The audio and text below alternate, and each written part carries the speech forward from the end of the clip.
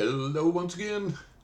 John Russell here, internationally known professional psychic, paranormal investigator, and published author. And today I'm going to talk about a very, very dear friend of mine whom I wrote about in my second book, A Knock in the Attic. Bill Nunn, who was one of my very dearest friends, my very best friends, and you can read more about the story a little bit between me and Bill in my second book, A Knock in the Attic. But Bill told me a story one time. He actually told me a couple of different stories of paranormal experiences that he had had. And this one has been on my mind, and I wanted to relay it to you because it's pretty phenomenal. This was back in the days of, I believe he told me it was the Gunsmoke radio show. Gunsmoke used to be a serial on radio before it went to TV. And Bill was older than I am. Bill was up there a ways. So this was back in his heyday of radio. So I believe this was up in the Northeast that he told me. I'm pretty sure. And Bill was in the service, and I believe it was some service buddies that were with him. So anyways, they were driving one night, and let's say it was, I don't know, around 10, 11, 12 at night, something like that. And they were all in the car together, and they were listening to the Gunsmoke radio show on the radio as they were driving.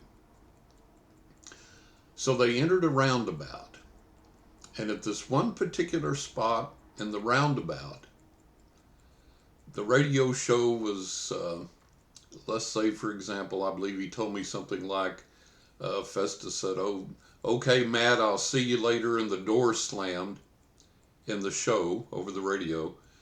And the second the door slammed, music started playing. Just all of a sudden, there was music on the radio instead of the show. And they couldn't figure out what in the world had happened. None of them had changed the channel. There was, just all of a sudden Gunsmoke was playing. That scene came, the door slammed, and music started playing out of the radio. And they fiddled with the dial left and right a little ways each way, trying to see if they had lost the signal, if they could get it back, whatever. Nope. Gunsmoke was gone. Music was playing.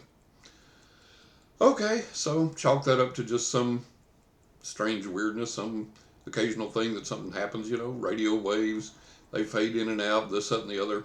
If that was all it was, we could chalk it up to that and leave it alone. But Bill told me that they were coming back through days later, weeks later, whatever it was, and they came through that same town.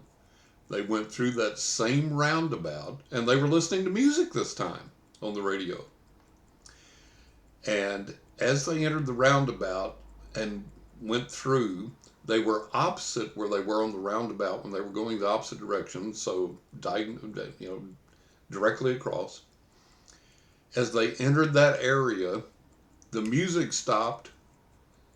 "Matthew, I'll see you later." The door slams, and Gunsmoke takes back up at the exact same spot where they had lost it earlier when they were going through the roundabout days or weeks before. So they were going through the roundabout, listening to Gunsmoke. "Matthew, I'll see you later." The door slams, music starts. Coming back through the same roundabout, only just on the opposite side where they'd been before. And they were listening to music. The music stops, the door slams. "Matthew, I'll see you later." The door slams. And voila, Gunsmoke is back. And the rest of the serial plays out exactly at the spot where they had lost it the last time coming through. Why do these things occur? I think the other side wants to get our attention. I think the other side wants us to think. I think the other side wants us to realize, hey, there's something so much bigger, so much farther, so much beyond what we see in our day-to-day lives.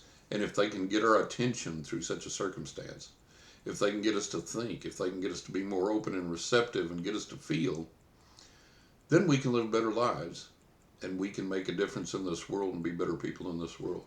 But what a fascinating, awesome story. This was a guy that was an NSA operative at one point, worked for the NSA, was a major in the Air Force, had done a lot of top secret things, was not a guy given to hyperbole or exaggeration or fancy, had briefly been a fighter pilot. So this was a fellow with his feet as firmly planted down to earth as could be. And he experienced that as well as some other amazing things that he told me about. But I thought you might enjoy listening to that story. And if the other side's doing some strange things in your life, don't just go, "Oh, that was weird," and pass it off. Pay attention.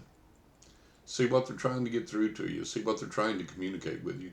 See if you can go a little deeper and make connection with that experience and be led into something that may be even greater and more wonderful in your life than you could ever anticipate.